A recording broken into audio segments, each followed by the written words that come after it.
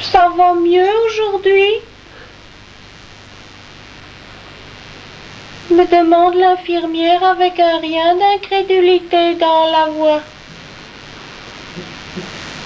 Elle se dit en elle-même que pour moi ça n'ira pas mieux aujourd'hui qu'hier. Et que de toute façon ça irait beaucoup mieux pour elle si pour moi cela cessait tout à fait d'aller.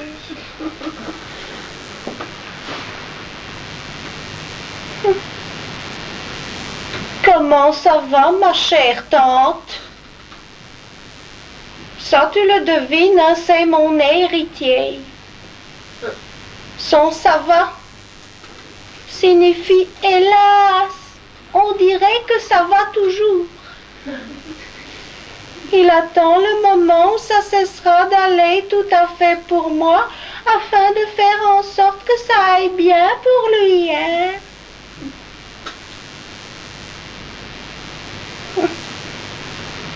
Comment ça va, Madame Annie? Madame Annie, c'est moi. Et lui, ben, c'est le médecin qui s'étonne que ça aille toujours, hein. Il se dit, vu le prix du traitement, que tant que ça continue à aller mal pour moi, eh bien, ça continue à aller bien pour lui, hein.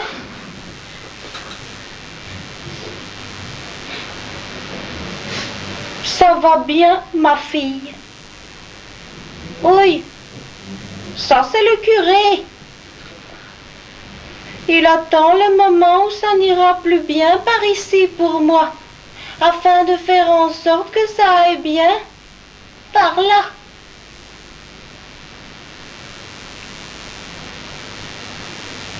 Alors, ça va à 100%.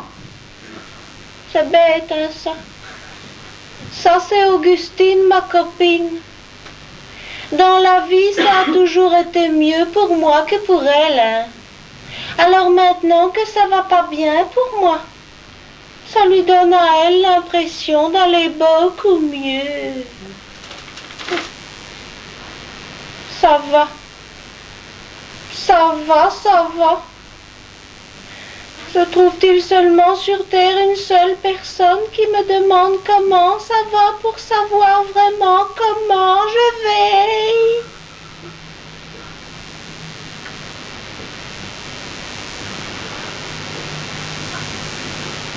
Alors ça va mieux maintenant?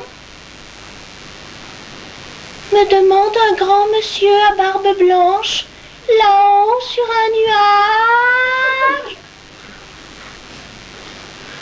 À le voir ainsi me sourire là-haut, je crois pouvoir dire que ça va plus du tout, hein?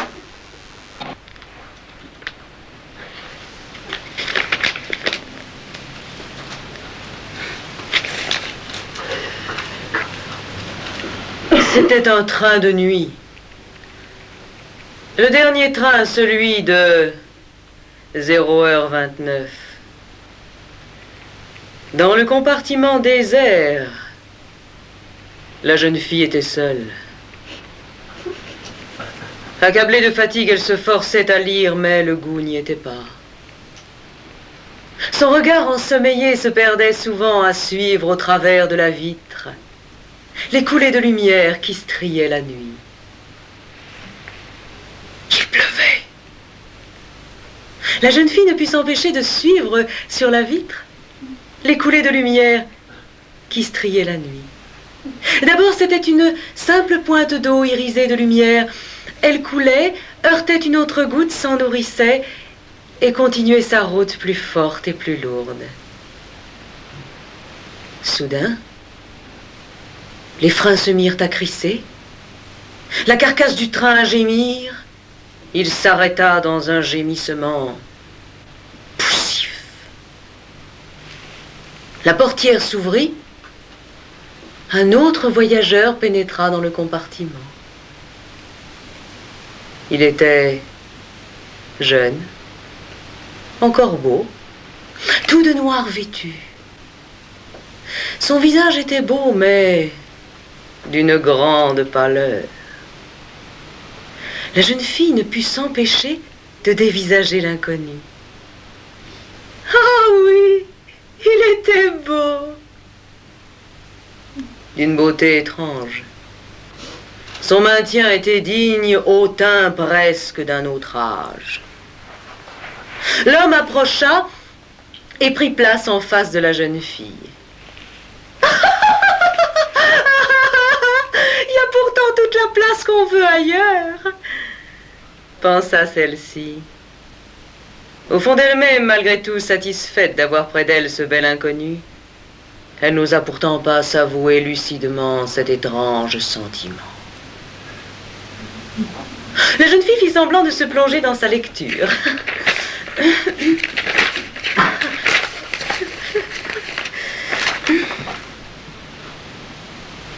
Le temps passait et le ronflement du train était bien monotone.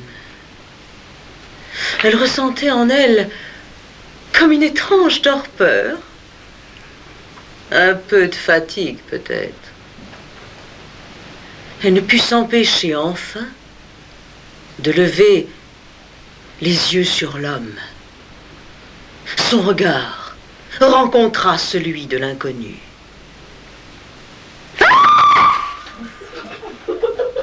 L'homme avait des yeux immenses, brûlants d'une lumière noire. Ils étaient pourvus d'une immense puissance hypnotique comme ceux d'un serpent.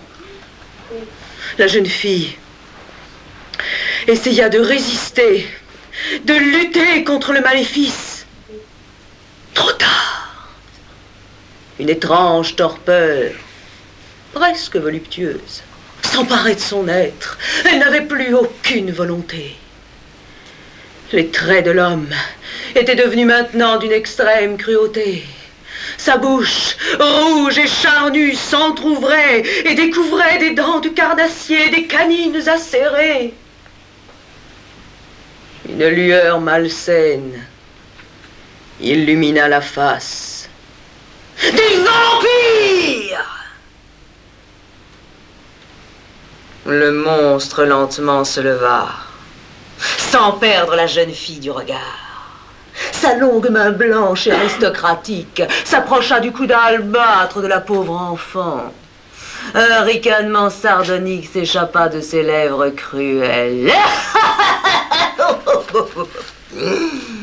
D'un mouvement brusque, le monstre arracha l'étoffe afin de dégager la gorge. Ah! Le vampire poussa un rugissement de désespoir. Sa main avait accroché la chaînette dorée qui retenait la petite croix d'argent.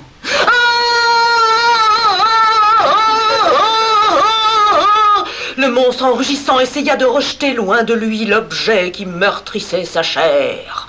Impossible! La chaînette était emmêlée entre ses doigts brûlés. Il ne put échapper au symbole sacré.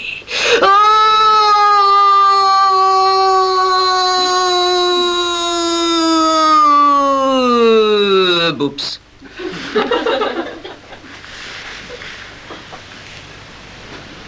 Son corps semblait se consumer. Il vieillissait, se fissurait, se craquelait. Déjà, on voyait le squelette du monstre se désagréger.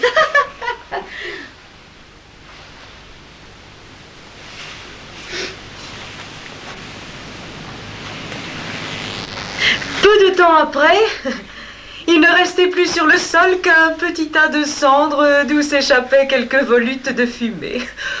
Ouf. La jeune fille reprit conscience peu à peu.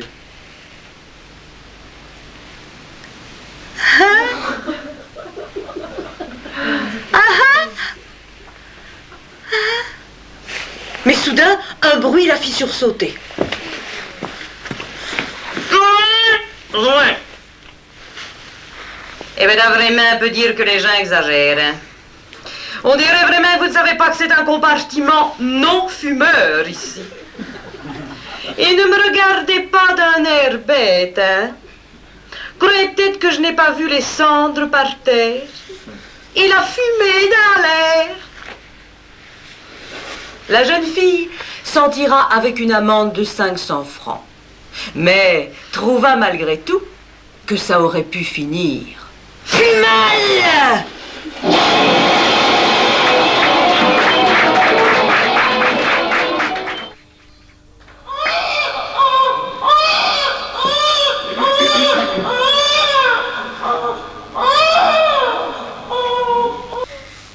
Je suis maman.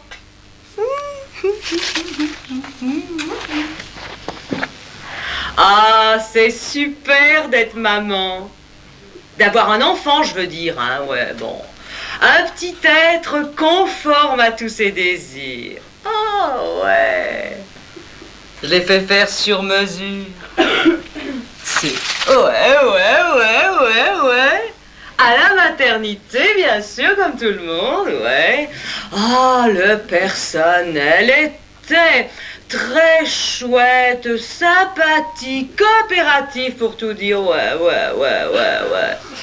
Ils m'ont laissé suivre régulièrement le développement du petit, bien au chaud dans son éprouvette. Ouais, je suis une inconditionnelle de l'éprouvette. Parce que je trouve que l'éprouvette, c'est plus propre. Puis c'est moins vulgaire et alors beaucoup moins cher qu'une mère porteuse. Ouais, et puis bon, si en éprouvette quelque chose ne va pas, on le constate. Et on peut encore ioniser en cours de gestation. Ah non, hein, en mère porteuse, c'est pas toujours le cas. Elles sont susceptibles, les mères porteuses. Si. Non, quoi? Comment c'est pas humain une éprouvette? Merde, quoi. Allez, dis pas humain. Moi, je trouve, hein, c'est même plus charnel. Je vais dire pourquoi. On peut toucher l'éprouvette. C'est chaud. Quoi? Y a pas de mystère?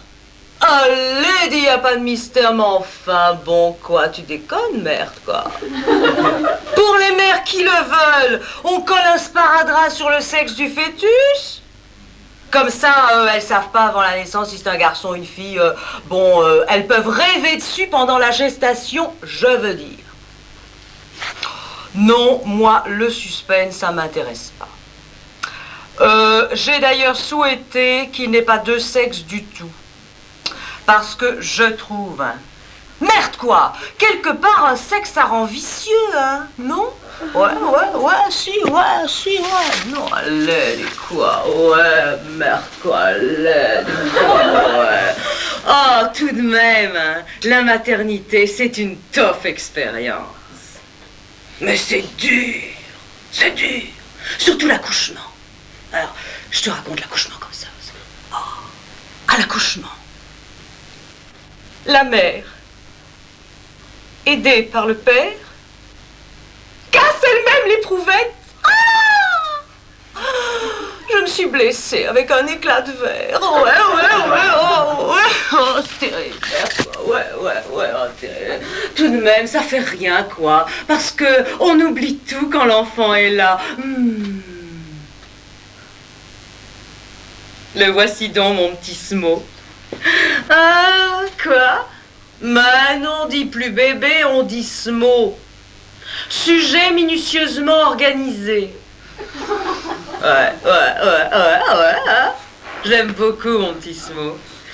C'est moi-même, personnellement, je veux dire, qui ai choisi et extrait le spermatozoïde qui l'a fécondé. Quoi? Non, dis, j'ai pas fourni l'ovule, hein. Je voulais pas qu'il ressemble à ma mère. Non, le généticien et moi, on en a concocté un, tout ce qu'il y a de plus gentil. Ouais, évidemment, on a un peu joué avec l'ADN et l'ARN, ouais, sûr, bon, ouais, toujours il faut, bon.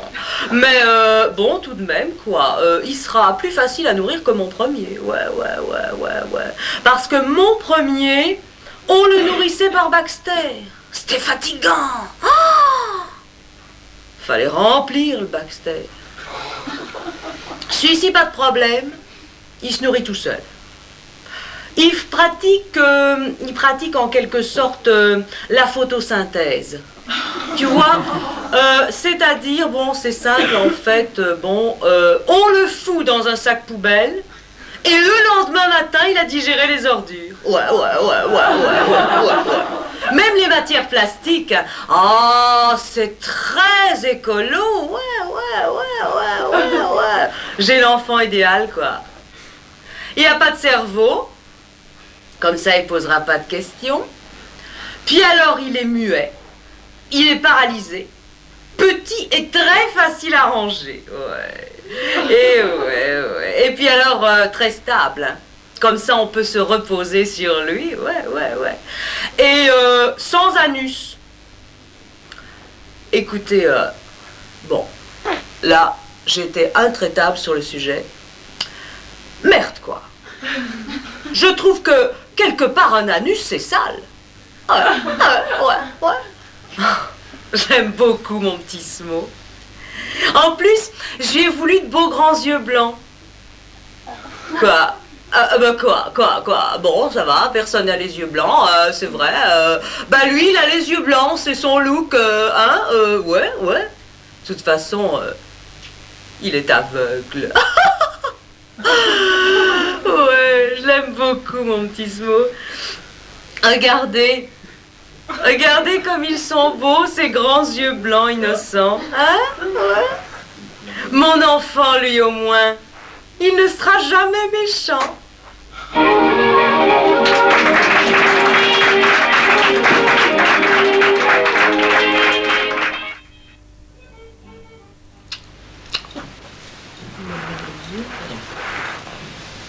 L'histoire commence aux environs de 1815, sous la Restauration. Ben alors j'explique un peu ce que c'est que la Restauration, vous savez pas ce que c'est, je m'en doute bien entendu, la Restauration.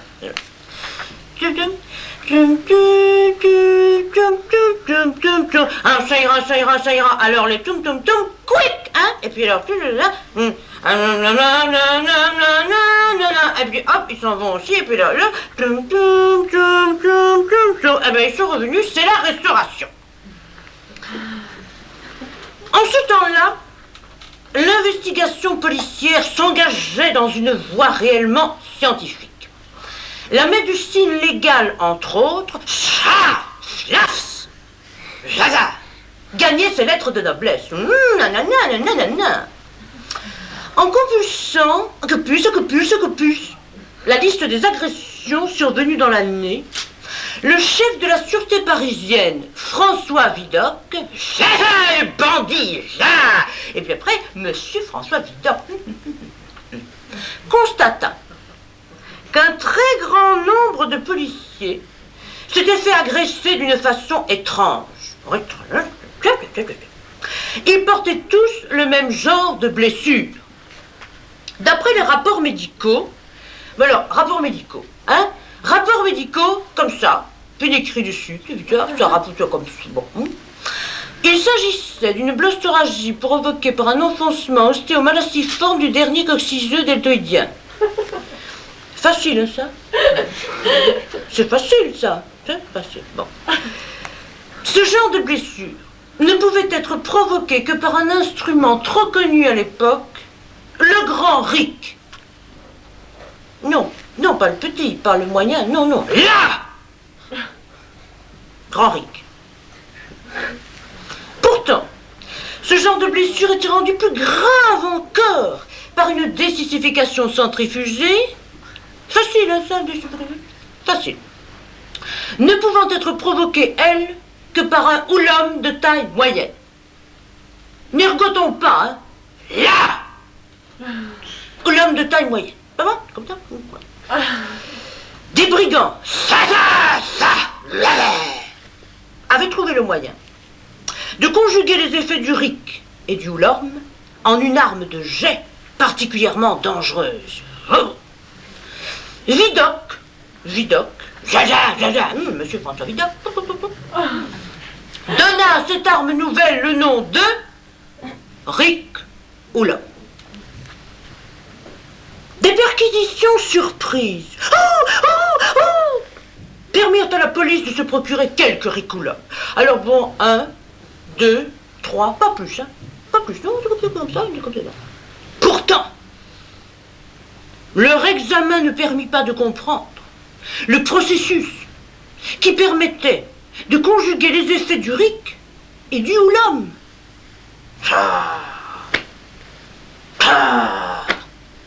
Une seule solution restait à envisager, utiliser les ricoulums existants afin de trouver un moyen d'éviter leur coup. On constata qu'au moment où le ricoulum était lancé, il produisait un petit sifflement aisément repérable. Zou! Il passait au-dessus de la cible en sifflant, zou, faisait une courbe, pou, revenait frapper la victime, la victime, et retournait dans les mains du lanceur. Lanceur. Éviter le ricoulum devint donc une question d'acuité auditive. Ah bon, zou, et de rapidité de réflexe, sinon c'est la victime, c'est jamais amusant la victime. Et pour faire de vieux os dans la police, il fallait survivre au coup de ricoulum. Éviter les ricoulums devint vite une épreuve d'admission à l'école de police. Toc toc, je peux rentrer? Ah, une épreuve d'admission, tiens, ah bon, mais c'est rien, c'est une épreuve d'admission, et durant leur formation, les policiers avaient un carnet. Un petit carnet, un joli petit carnet, petit, dans lequel étaient notés les coups de ricoulum évités. Le temps a passé. Il a passé le temps. Le terme et sa signification ont évolué. Aujourd'hui, les ricoulums ont disparu.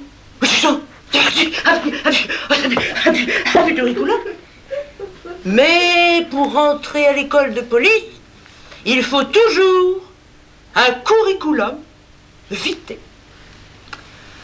Cette petite anecdote historico-sémantique aura fait découvrir avec un plaisir certain.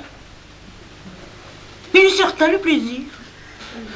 Il est certain le plaisir, oui. Oui. Aux non-initiés, ils sont tous non-initiés. Ouah, non-initiés, ouah.